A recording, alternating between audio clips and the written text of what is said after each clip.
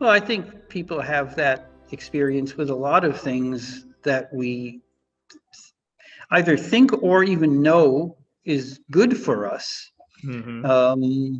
But that lies outside the track of our usual habit patterns. Um, and if you have to add something in to your routines, uh, it just, there has to be an intention. There has to be a consistent intention, or because if you do it for a while, then it will actually add to sort of your download of daily activity or whatever frequency you choose to do. But until you hit that threshold, which is going to be, it might be 30 days or 90 days, depending on who you are and your background. But until something new becomes a habit, you have to have a deliberate intention to make it work. Otherwise, there are other possible reasons, certainly that people have experienced with meditation, why it's difficult. But most of those have to do with when it's not experienced as pleasurable or helpful. So if your experience is, oh, that was really great, and you still find yourself not doing it, well, that's a different set of challenges. Mm-hmm. Anybody else have a question or want to just tell me a little something about your experience with meditation, positive, negative, or in the middle? Hey, Gary, just a question. I find that sometimes when I'm meditating and I try to follow my breath, it almost feels as if the tracking of my breath becomes like it becomes an object that it makes it hard for me to, like, I guess, focus or allow myself to let go of other thoughts. Like I kind of get wrapped up in the following of the breath. Is there something else that you suggest? Maybe a mantra, another word that's rather than try. I sometimes look for I think I'm trying to find my breath sometimes, especially if my body. Where, when you say following your breath, describe the process. Where do you meet the breath? I think it seems as if I'm like tracking the inhale and the outhale, but sometimes after a while, like if it's a longer session, after a while, like your body slows down and the breaths become more shallow. So it almost seems as if I'm like looking really hard to be able to track the inhale and exhale. And I've heard sometimes that mantras work better for other people if they find themselves getting too in their head. Well, that's entirely possible. No, I'm adamant that no one meditation fits all. And one of the things that you need to know if you're interested in learning meditation is, I think it's really worth your while to experiment with different approaches. There's countless different systems and even sort of broad frameworks that are quite different from each other. And it also depends partly on your own learning process, in terms of NLP, neuro-linguistic programming, the idea of, do you learn primarily, are you visually oriented, auditory, or kinesthetic? I'll once we get into the body of the evening, I'll talk a little bit about the three centers of being: thinking, feeling, and moving center, and which is a similar kind of way of getting a handle on the process of first sort of taking inventory on yourself and asking, how do I learn? How do I take in information in a new process? And what's duck soup for me, and where is it a reach or a stretch? Okay. But let me just ask, do you, like, in the body, where do you experience the breath that you follow? Do you follow the whole breath from the inhalation of the nostrils down to the expansion of the abdomen? Or do you watch the rising and falling of the abdomen, or what? I usually follow the rising and falling of the abdomen. That's where I usually Okay. feel it most pronounced. That's interesting, because when I first learned that practice, my teacher told us in the class to follow the inhalation, and exhalation at the tip of the nostrils. And I found that very easy to find the sensation of the breath entering and leaving the nostrils. Then later, I learned that many teachers, particularly in the Zen school, feel that the rising and falling of the abdomen is preferable. In part, obviously, because it's the center of power. It's the moving center. It's the hara or dantian. And as a result, in putting your attention in the belly, you're not only watching the breath, but you're also coming into contact with your energy center. So it was sort of killing two birds with one stone. But I found it very hard to find the sense. I always kept losing the sensation of the abdomen. It seemed too subtle and too removed from the breath for me. So you might want to try experimenting with the nostrils and see if nothing else, it should change it in some fashion. Yeah. And maybe just the variety of it will be helpful.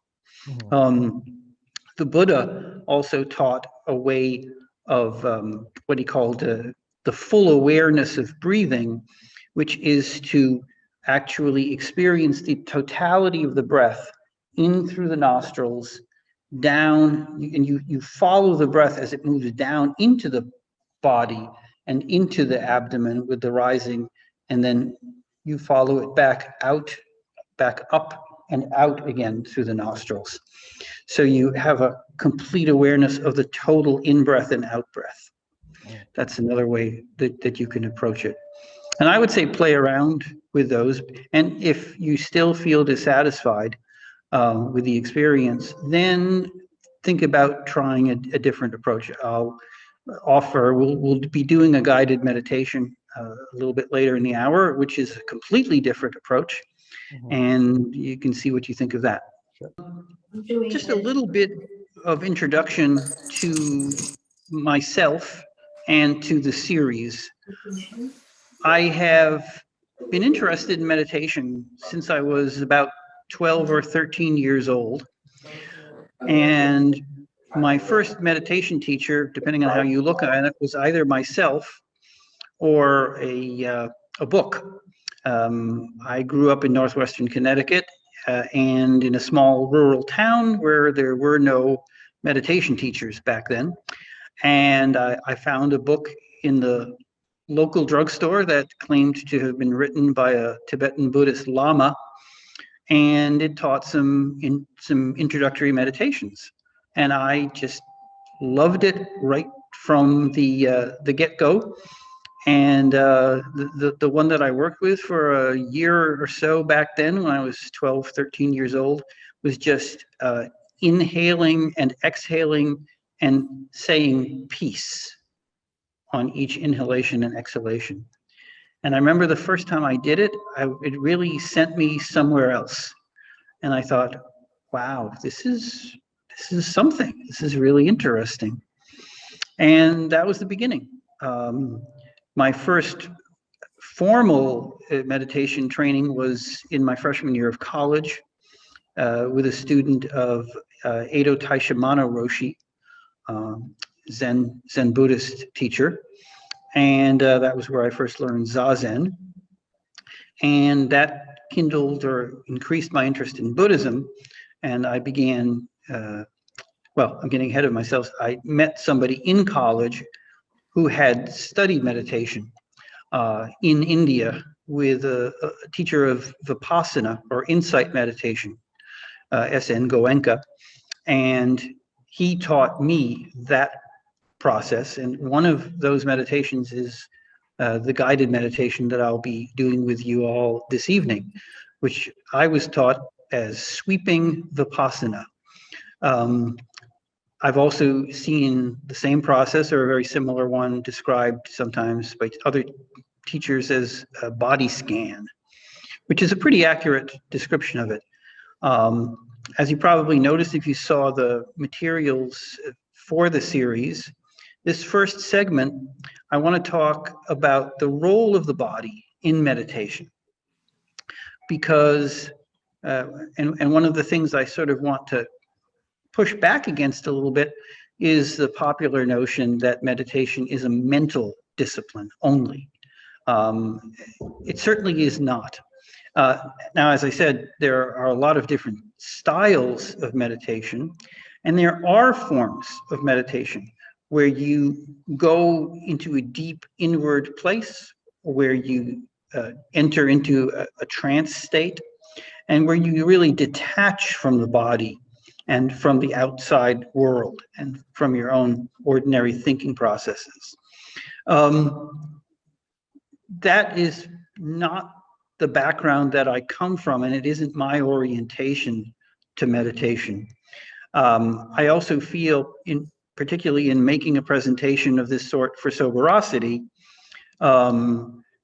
my sense, both from people I've known and from things I've seen and read, is that that type of detachment from the body is not necessarily the best thing for people who have addictive habit patterns.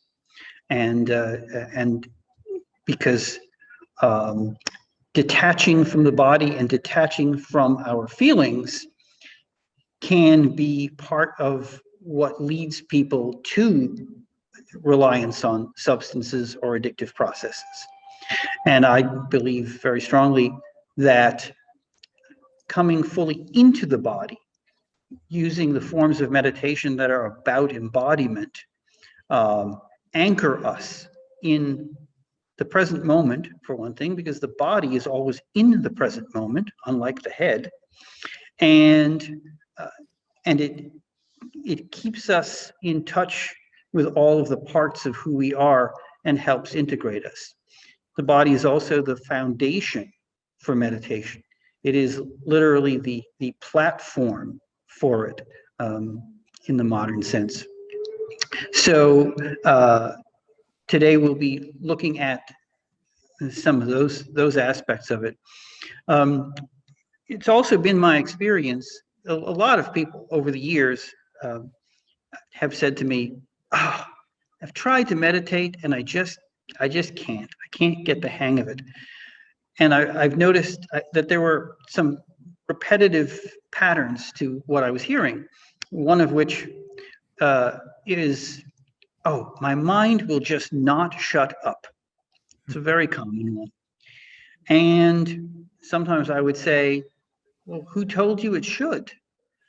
Because the idea that the mind must be silent or you're not doing it right is not correct. You're adding a stress to yourself unnecessarily, because I can tell you from experience and knowing many people, very few meditators, even seasoned meditators, frequently experience a state of consciousness that's totally free from thought.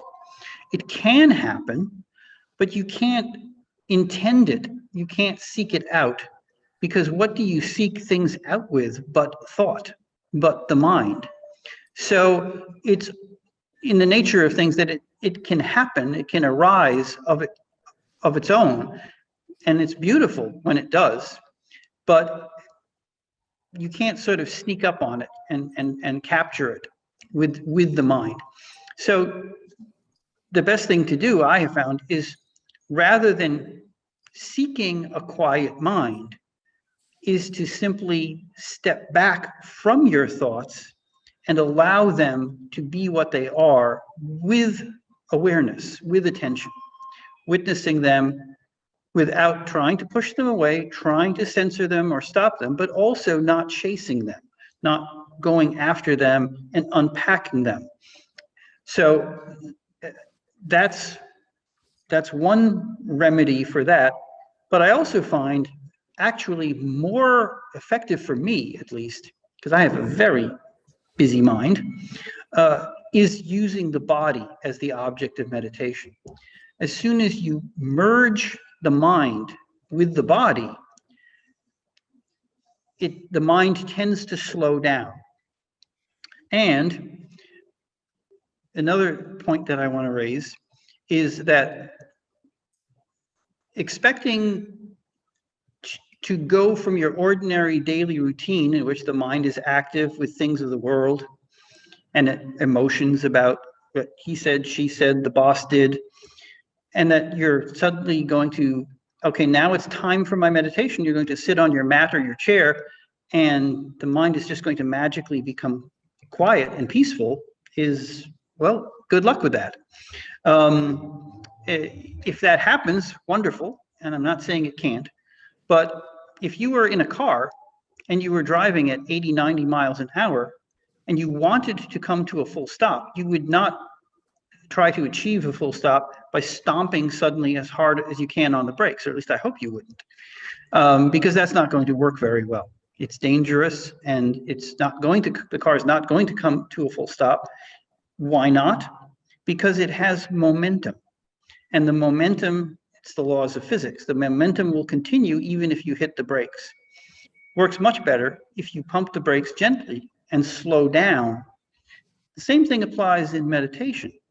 Rather than trying to come to a full stop right away, you can ease into it by slowing down, using the body to make a transition between ordinary running around physical activity and running around mental activity is a great way to enter into a meditative state.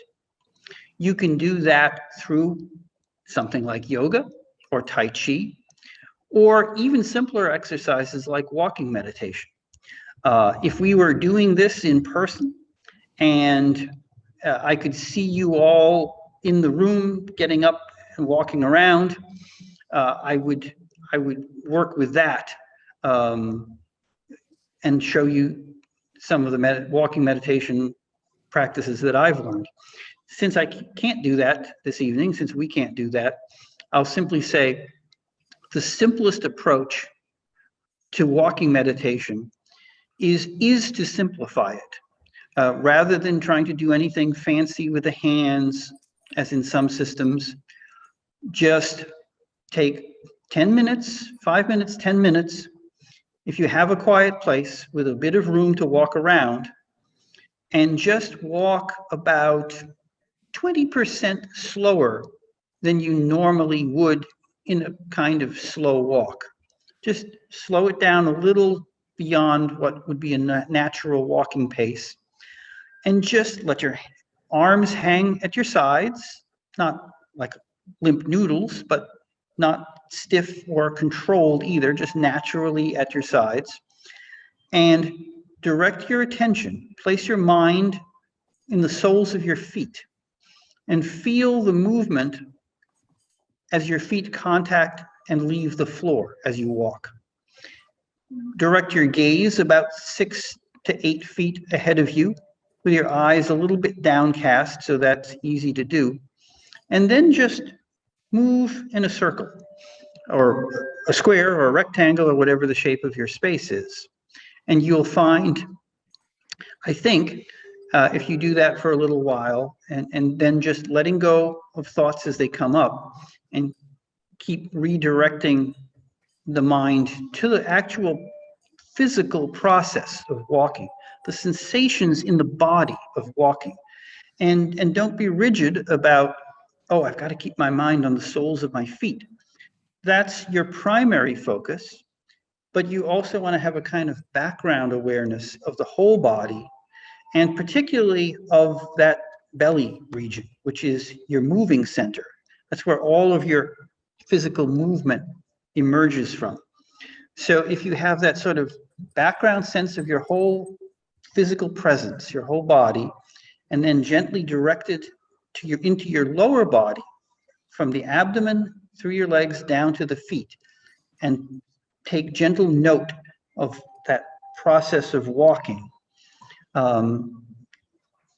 It can be much easier to slow down the mind and the racing of emotions than to go directly into stillness, physical stillness, because the momentum of our day is still present in the body. So even if you do that, even though you're sitting there and you're doing your mudra and you have your legs crossed and you close your eyes, you're not moving, but something in you is still moving. So if you give that a chance to decelerate, to just slow down, and then shift into meditation, it can be tremendously helpful. The other thing one of the other things I want to talk about this evening is one of the obstacles, in my experience, to meditation. One of the great obstacles is what in traditional Chinese medicine they would call stuck energy. You need energy for meditation. If your body is full of energetic blockages and your mind is caught in repetitive, unproductive patterns or even addictive patterns, that makes it more difficult to transition into meditation. So I find that a lot of people don't know that, if you went to an exercise class, you would not be surprised if there was a warm-up before you started doing aerobics or whatever, Zumba or whatever it might be. It's similar with meditation. You can prepare for meditation, and there's a couple of things you can do, and it would be easier for you to see this if we were all together in a room, but I'll try to just, it's really simple. These are very basic Qigong exercises that my Tai Chi teacher, Bob Murphy, taught me, and which he inherited from his teacher, Mr. Yu. And I have found them amazingly effective. And they're so easy. He and his teacher made a couple of trips actually to China, where his teacher was from. And I remember Bob saying to us how, we went to the public parks. People would come out in droves at 6 a.m. at sunrise. Old people in their 70s, 80s, 90s. And his teacher would say, like, form no good, but exercise very good. And what he meant by that was they're not Bruce Lee, and they're never going to be. They don't have a lot of formal training, and they don't know any complex wushu moves. They're just doing a couple of really simple things, and I want to show them to you now, because you can use these to break up stale, stuck energy in your body, and that frees up energy which you can then use in your meditation.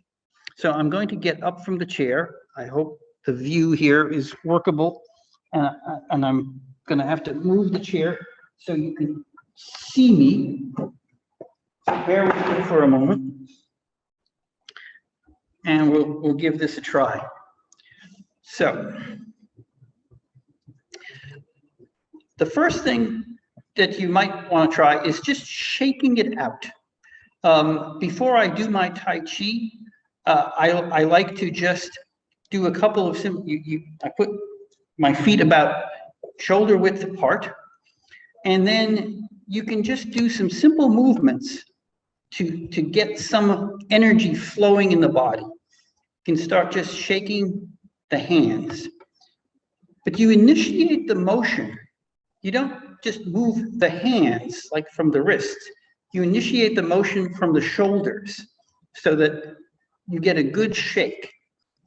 And then you can just do this with the hands, and that is mostly from the wrist, although the shoulders are involved. And then you can enlarge the movements.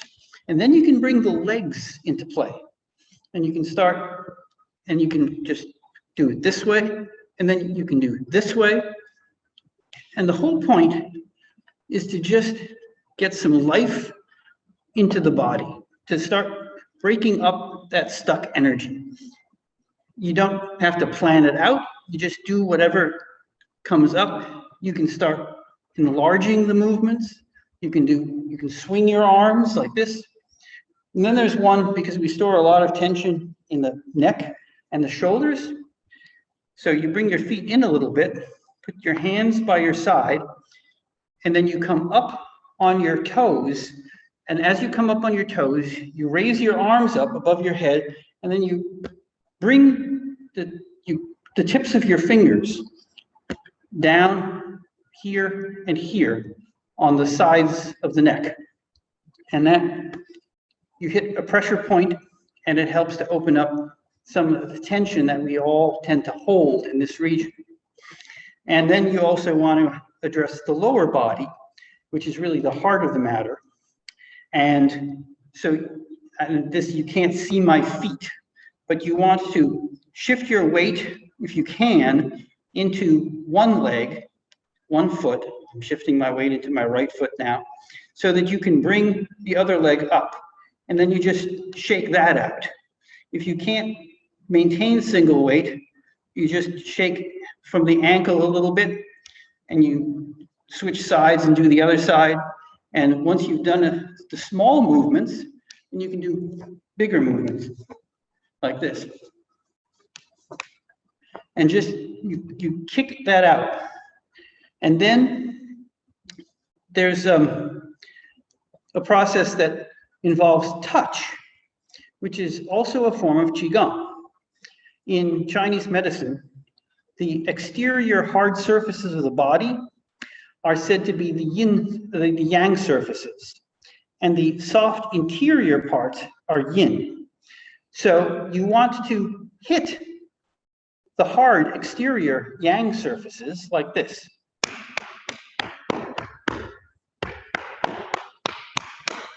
And you can do the legs, the outside of the legs, up the front. You can use the backs of the hands on the back, or even fists. You don't want to hit too hard, but you can take a little bit of force. And then you rub down the interior of the soft surfaces, the chest, the interior of the legs. So this gives yourself both a certain degree of whole body massage, which Ron knows something about, and it stimulates the blood vessels. The activity increases the flow of oxygen, which goes to the brain, which means that when you sit for meditation in your cushion or your chair, you have expanded your brain capacity, and you're more alert and awake. You have woken up the whole body. Mr. Yu said, whole body has mind. And what he meant is that our entire body, our entire physical system is intelligent, and it has awareness. And we want to wake that awareness up. Enlightenment, if you want to use that word, isn't a mental process only. It is a whole being process.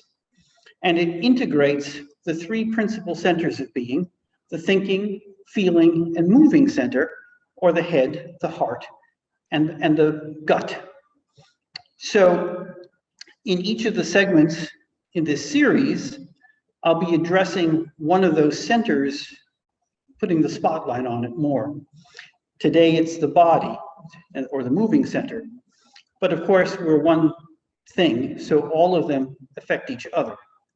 So let me get my chair back.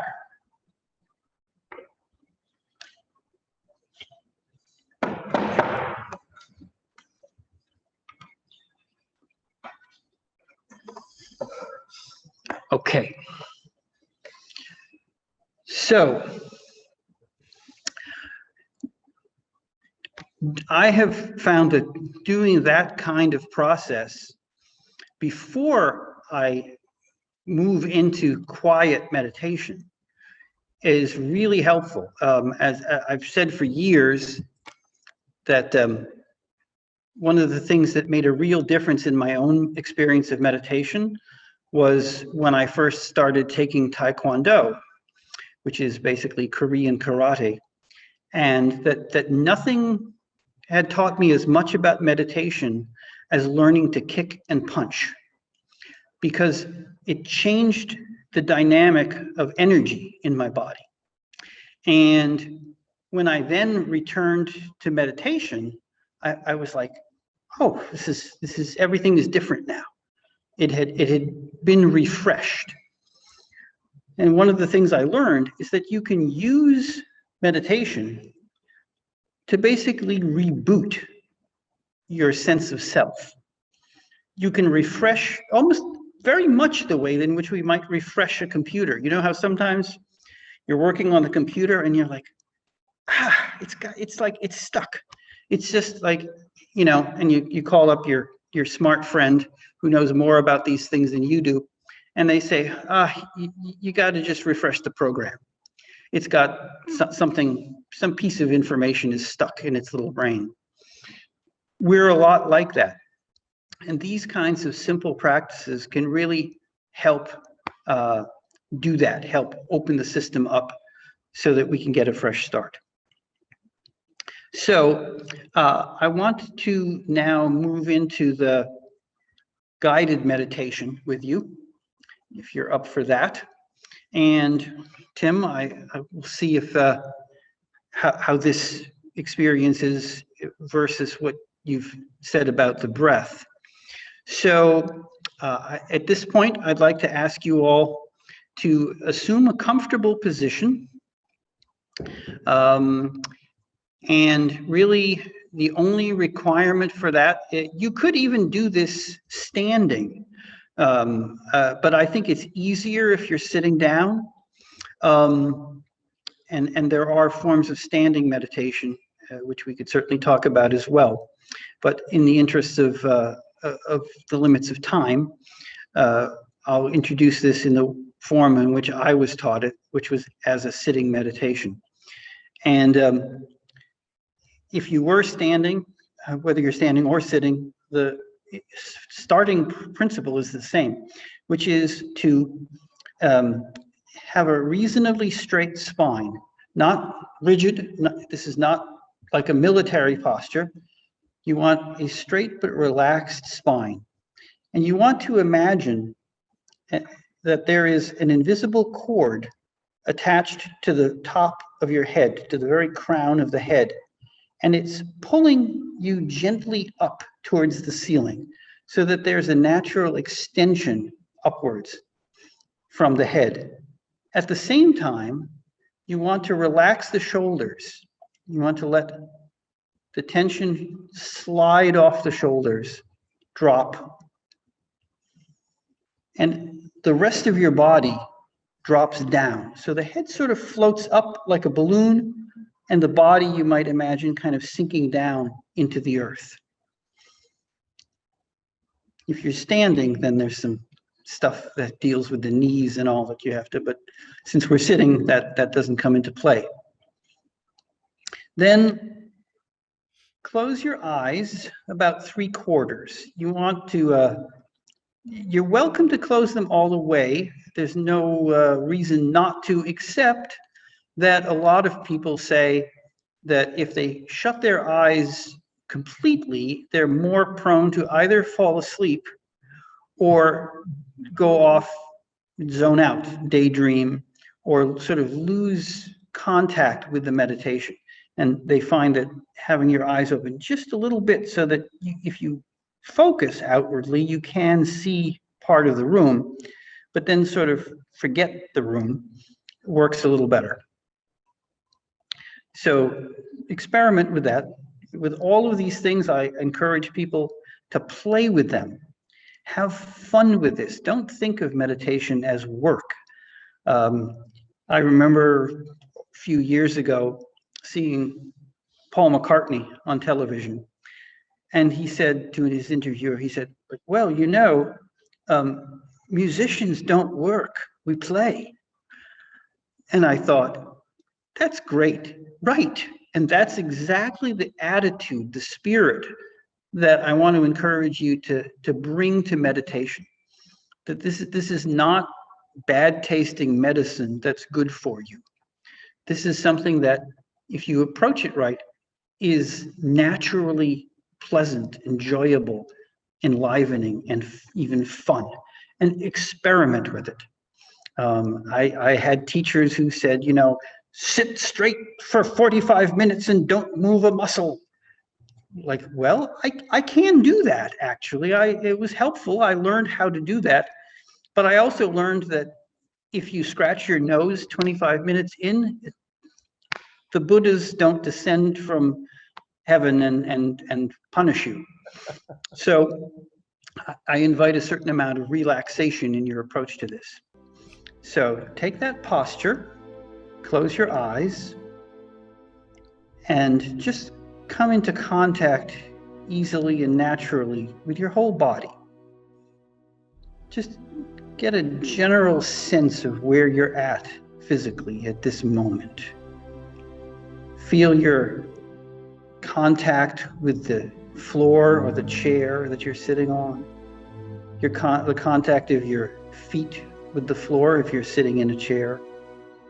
The contact of your palms on your knees or your hands folded at your waist or wherever they are. Your arms, your legs, your torso, your head and neck. Just feel your whole physical presence. Have a sense of that. And then, as I said, bring your attention back to that point at the crown of the head where that invisible cord was pulling you up. And imagine, you can use a bit of imagination here. Imagine it like a spotlight, that there's a spotlight of your attention about the size of a quarter to a $50 at the top of your head. Feel the sensations in the top of your head. Is there tingling? Is there warmth or coolness? A sense of pressure, tension, itchiness? Could be any number of things. Maybe it's hard to find sensation there. That can happen too. There's no right or wrong experience of this. It's whatever it is. And then, once you've got kind of a feel for that area, begin to move your attention in widening circles around the top of your head. That's one way of doing it. Another way would be to expand the size of the spotlight so that it moves from the size of, let's say, a $50 to something like a yarmulke or a shower cap covering the top of your head. And again, experiment. See which feels more natural to you and where you have the stronger sense of connection to your own physical experience, your sensations. But move your attention around the top of your head and then gradually to the back of your head. Feel the back of your head. Down into the neck, to the base of the neck. Then up into the right ear, the right side of the head, and around into the face, and into the left side of the head, and down, back to the neck, and get a sense of both shoulders. This meditation can be done at any number of rates of speed. We have a time limit, so I'm going a little faster than I might do it if I were doing this on my own or with a group who's been practicing this for 3 months or 6 months. But try to get a sense of the physical sensations in each of the parts of the body as we go. Feel your shoulders, and then begin to let your attention move down through the surface of the back. Feel the shoulder blades, the spinal column, the vertebra, down to the small of the back. And then come up the left or right side. It doesn't really matter, whichever works. And then come around to the chest, to the front of the body. Pause for a moment. Feel the throat and base of the throat,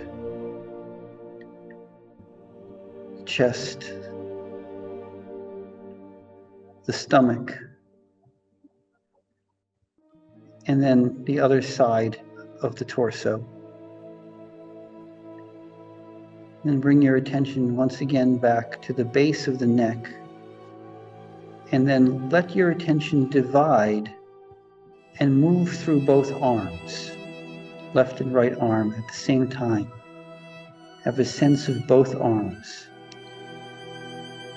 You could imagine it almost like fiber optic cable with light traveling down your arms.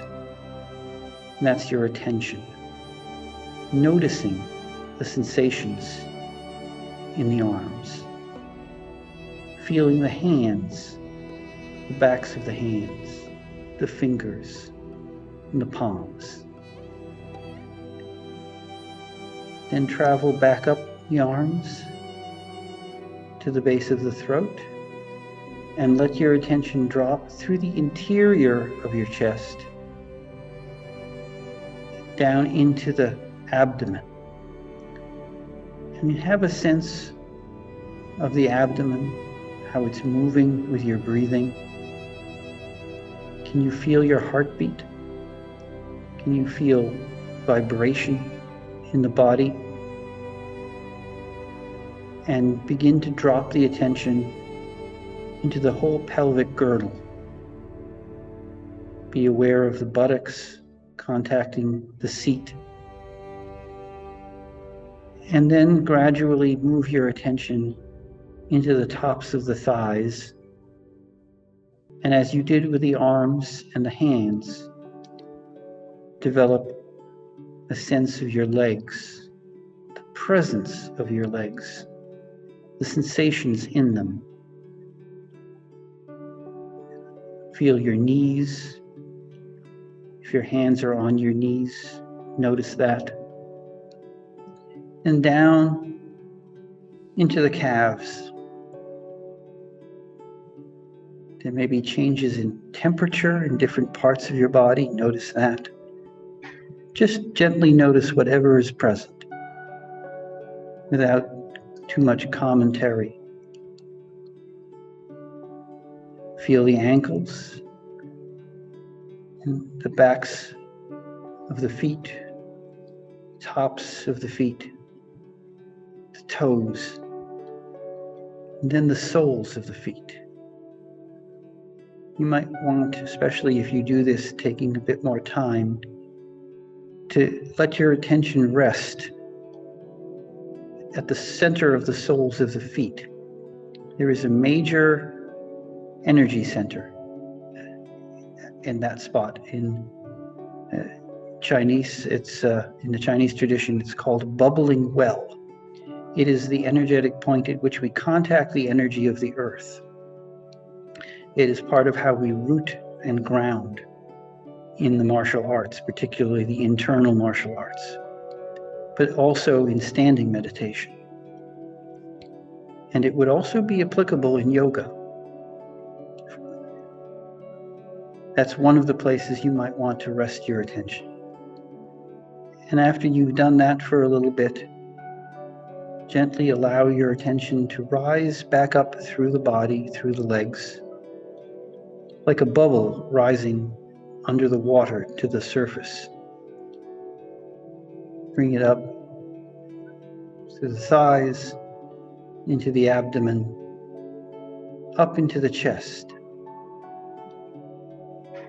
Another place you might want to pause when you're taking more time is in the abdomen, about 2 finger widths below the navel, the belly button, and also at the heart and the throat.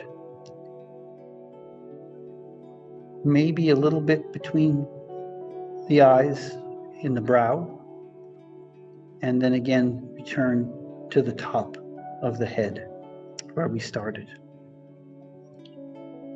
Those of you familiar with the yoga systems of India will probably recognize that I've cited several of the chakra centers in the body. And another time we could talk about how those relate to the three large groupings of thinking, feeling, and moving center. And then just let your attention diffuse like a cloud to merge with your entire physical body. And once again, have a sense of your whole being.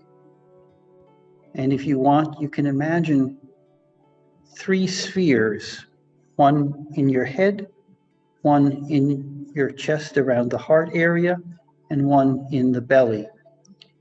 And imagine the communication in lines of light that go between them.